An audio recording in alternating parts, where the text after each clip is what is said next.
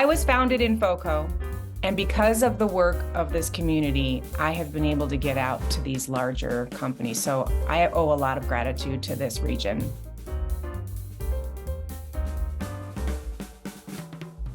Hey, it's Nick Armstrong, and this is the Founded in FoCo podcast. Each episode, we get to talk with a mover and shaker in our community doing fun and awesome things. And today, I have with me Cindy Skalicky. Cindy, hey, everybody. Tell us about your business. Hey, Nick, it's so great to be here. Thanks so much for having me. Yes, On Point Communications is actually more than 7 years old by now, which is shocking and exciting all at the same time. I am a communications consultant, and primarily I'm working with leaders in innovation and senior executives who really want to show up better in front of their audiences with their messaging. So I'm helping them level up in executive presence through their messaging, which could be everyday stuff like meetings to big presentations or keynotes. And we just turn all the dials, whatever notches they need to be turned, so you're sticking the landing. So can you tell me a little bit about what exactly is executive presence? How does one develop that? That's a great question. And we've talked in I've done some webinars with a partner, Rusty Gaylord, who is the former finance head at Apple. We did some of these together. And so the reason I say that is because we looked for a definition of executive presence. No dice. There's a definition of rhetoric, which is my background, but there's not a really common definition for executive presence. But what we do know is that executive presence is a feeling. It's a feeling that leaders give to their audiences, to their team members, to their stakeholders that says, I trust this person. This person is authentic, vulnerable, credible, and has some of that softness that people crave, that honesty in communicating. It's someone who has executive presence is able to sit in a room in a meeting, and other people at the table are like, I think I'm going to wait and see what Nick says, because I believe he's got probably the best answer in the room. So it's that level of confidence, skill, combined with heart. So it's heart and head, all bundled up into one person. And it's not fake. And to be clear, you don't have to be the leader, the CEO, the executive. You can be a leader at any level. And you can be, yes, you should be starting to evaluate your executive presence no matter where you are. If you're a junior level employee, you can still have executive presence and ought to be harnessing those skills right away. Absolutely. You do not have to be the top person. What does that look like in the day-to-day? So if somebody were to show up on Zoom, I mean, that deference, the respect isn't like built in like right from the get-go, but how do you set yourself up for success in that way? Yes, I actually have 2 slides I'll be sharing in my session that are around in-person executive presence versus virtual executive presence. So a couple of things on the in-person executive presence, it has to do with your nonverbal communication, how you dress, how you stand, proximity, like where are you sitting at the table, in the room. I have some leaders, I give feedback, like they're not sitting at the table, they're off to the side in one of the chairs and they don't speak very often. Well, that demonstrates low executive presence, and we need to be hearing from these leaders who are asserting and taking initiative with their communication and their ideas. So it looks like someone who's aware of their surroundings, aware that their nonverbals and how they dress matter, how they communicate with other people through their eyes, through their words, through their proximity to other people. And the other one that I mentioned is around being able to share a conversation, tossing the ball back and forth and not hogging all the time that you have when you're communicating with someone else. Do you want to hear about the virtual part too? I do, and this lends itself really well to the Founded in FoCo presentation that you'll be giving. I think that there's so much really depth to this topic that can be explored at any level of an organization. It's true. And the question I frequently lead with is, so if you're getting into a Zoom call and you're going to pitch an investor, or you're going to try to make a sale, or you're going to try to secure a partnership, when the other person clicks end call and you are off the Zoom call, what do you hope that that person thinks about and feels about you? And that's how we back it out. So in a virtual situation, some of those things have to do with your background, your eye contact right at that doggone dot, right? Your turn taking, and of course, your clarity in communicating. And Nick, you wouldn't believe how much work I do with senior leaders on how to run a good meeting, how to run a good call, and how to read the room. So we want to really think about what our outcome is, what the outcome is that we desire. How do you want people to see you? How do you hope that they will see you? And how can you, in a natural way, try to guide them in that direction? On one of the last episodes, Gabe Dorita mentioned that he has a series of games that he walks teams through in order for them to show up authentically and build that culture and that community of mutual respect and being able to toss that ball back and forth, even in a Zoom conference setting where some people might have their videos off or they're heavily filtered or whatever else. So how does executive presence show up when you do have a company culture that is completely on Zoom and maybe folks have their videos off, or they're not chiming in, or they're incentivized from? Is there some like back work that you have to do in order to build that community, that culture back into play? Well, with what you just mentioned, Nick, there's two thoughts that are coming to my mind. One is about the backgrounds and the on or off camera part of things. I would argue that it's pretty hard to possess executive presence virtually if you're off camera. I don't think that's what we are looking for in leaders. So if you're a leader listening to this and you are typically off camera in a group call, I would ask you why that is. Now, certainly there are exceptions, but I went to a Fortune 250 company and brought a big 2-day masterclass to this group. And I had come into one of the meetings as a fly on the wall in the preparation phase. And Nick, like 80 people are in this call for 4 hours and 90% of the people's videos are off. So in the session, I said, when I was with them all, I said, who can tell me why all the video cameras are off? Because we were talking about virtual calls. And my client point person said, well, Cindy, nobody told us we shouldn't. And I didn't even know what to do with that. I thought, wow, okay, well, I'm going to tell you all the things that happen when your entire team is off camera.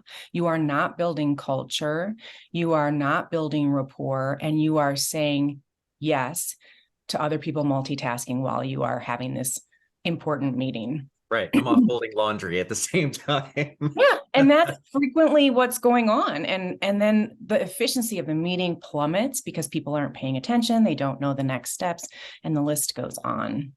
Your work has really taken a deep dive into communication and communication efficiency and the human side of connectedness. In much the same way as Brene Brown talks about vulnerability and accessibility of those emotions while you're communicating, and that makes it more effective. I'm really curious if there are leaders here who are doing this well, who we can look to as local role models for executive presence or efficient communications, or folks who are really doing this well. Are you asking me to drop a few names here? As well? That's what we do. So yeah, well, we have the first thing I want to say is just what a rich community we have here in Fort Collins. And I don't think I understood its richness until I left it to meander with other communities just in my work, and hearing that people in other communities aren't as generous with their time, their availability, their desire to connect and just help each other. And so when I would come back and ask for an introduction or a favor or an opportunity, it's always been yes, right? And so there are a few people who come to my mind around really strong executive presence and leadership in this area. My good friend and client from years ago, Jennifer Henderson, is an excellent example of executive presence, and actually in part because of the fact that we ended up working together. She was humble enough to say years ago, was like, I don't really know this whole investor pitch context. I'm really good at the corporate communicating, but I know already that I'm a fish out of water. So the ability to know one's self is something that I really valued in Jen from the very beginning. And look at the team she's leading and has grown, really, really a standout there. Hope Hartman is always one of the most warm, inviting, helpful individuals, and is constantly on the lookout for people who can help one another. And so she certainly comes to mind. There's so many, Nick. I've been working and talking a lot with Candace Edelin, and just her deep desire for people to connect authentically with others at LinkedIn, which is a steep hill for a lot of individuals to climb. Denny Atsuga is always in with people's businesses, just offering time to talk to them, have a coffee, go sit down and work through some problems and questions that they have. And then of course you, Nick, you're such a pillar. I mean, I know you didn't plant that, but it's true. You so much wouldn't be happening in our community if it wasn't for the love you have of this region. And Jana Sanchez. I can't say anything about Fort Collins without mentioning Jana. She's one of the reasons I became involved in this community at the level I have been from the beginning. Yeah, and Jana came from Phoenix. We were co-organizers of Ignite Fort Collins back in the day. Yes. It was a masterclass in business communication and organizational efficiency. So yeah, fantastic. Yeah, and there's so many others. I could take up a whole hour talking about all the wonderful people. Unfortunately, most of the folks that you mentioned are going to be right there at Founded in FoCo. Well, fantastic. We'll get to thank them in person, which is wonderful.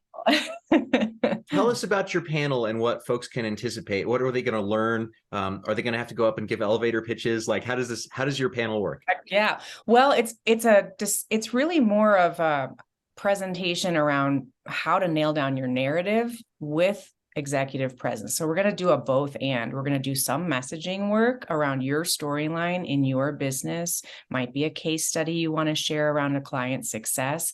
Might be the problem you solve with your actual company that you've built. And then we're going to help you do that with executive presence and having that command of the room, clarity in your messaging, and efficiency with your story. People don't know really where to start. Stories are way too long and have too much detail. There's a lack of clarity and directness in communicating. And there's a lot of nervousness as well that always comes into play there as well. So we're going to do our very best to tackle all of those things in our session and let people leave with, probably the biggest thing will be the 5 steps to nailing down your narrative. There's 5 steps. I've mapped them all out for you. You will walk out with a draft of your narrative, of your story. It's such a huge resource to our community that you're here and speaking to our audience at Founded in FoCo. So thank you so much for being willing to do that and sharing that knowledge that comes, from working with the Fortune 100 businesses, Fortune 250 businesses, and bringing it here into Fort Collins, because there's something that every business person can learn from you. Well, I just want to say one thing about that, Nick. It's really because I was able to start in Fort Collins and do all this trial by error and vet my product lines and my messaging that I am able to get out to those Fortune 100 and 250 companies now. So, like, in the truest sense of the word, or the phrase, I was founded in FoCo. And because of the work of this community, I have been able to get out to these larger companies. So I owe a lot of gratitude to this region. And that's why I love coming to talk. it's a special place to start a business. It And is. as you said, the community is always willing to name drop or connect or make other connections to folks and share resources. It's something that's truly unique, I think, to the business scene, at least around Colorado, but for sure in other states I visited, they don't have that same level of like, I don't know if it's even just welcoming or whatever it is, but Yeah, I don't know either. initiative around Mm-hmm. inclusivity, I guess would be the Mm-hmm. right way to put that. So Mm-hmm. For sure. is there anything else that last tidbit of advice or things that you want our audience to know about? I guess as I'm sitting here right now reflecting on this, I would tell people who are early to get out there and start testing their half-baked ideas here in Fort Collins, because you'll never really find a better place to do that is so open and welcoming. When I look back at I have developed a how-to model. It's been published at Forbes, and it all came from the work I did at Sage inside of the Innisphere. That was my incubator. I didn't even realize I was doing it at the time, but the 5 years I spent pitch coaching those Sage speakers inside of Innisphere allowed me to test, bake, rebake that idea. And it's really the essence of my entire business. It's like the chocolate cookie of On Point Communications, and it was baked here inside of Innisphere, inside of the Sage community. And I'm truly grateful for the opportunity to incubate that, test it, and redo it. So get out there, take your ideas and go with them, and just have that open mind and that giving heart. And thank you to everybody who's been so generous to me on my journey. Those of you listening and who've been part of the On Point journey, I couldn't do it without you. Absolutely. And thank you so much for being willing to share your knowledge and your expertise with us, Cindy. I can't wait. Yeah, it's going to be fun. Where can we find out more about you and your business? I am all over LinkedIn. Cindy Skalicky is where you can find me there. I also have a company page. I'm at Facebook. I have a website, of course, at onpoint-communications.com. It's a hyphen, not an underscore. And I'm at Instagram and Facebook business page. And, I'm pretty much everywhere online. If you just Google my name, you'll find me. And I'd love to hear from folks, especially who are listening to this, and anything that landed with you. Yeah, and do reach out. Cindy is a wealth of resources. Yeah. And consistently one of the people in Fort Collins that we hear about, like, she changed the game of my business. She changed the game. And so positive reviews across the board. Yeah.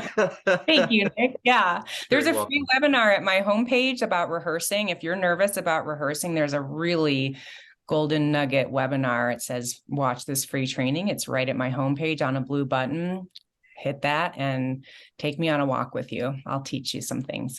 Well, for that and more great resources from your entrepreneurial community, tune into Founded in FoCo, which is March 1st through 3rd, and we're at Front Range Community College. And you can always check out our backlog of awesome content, recorded panels and podcasts, and more interviews with founders, entrepreneurs, and folks just looking to get things started here at foundedinfoco.com. We'll see you next time. Hey, thanks for listening. I'm Nick Armstrong, and this is a Founded in FoCo podcast. For more great interviews like this one, join us at foundedinfoco.com.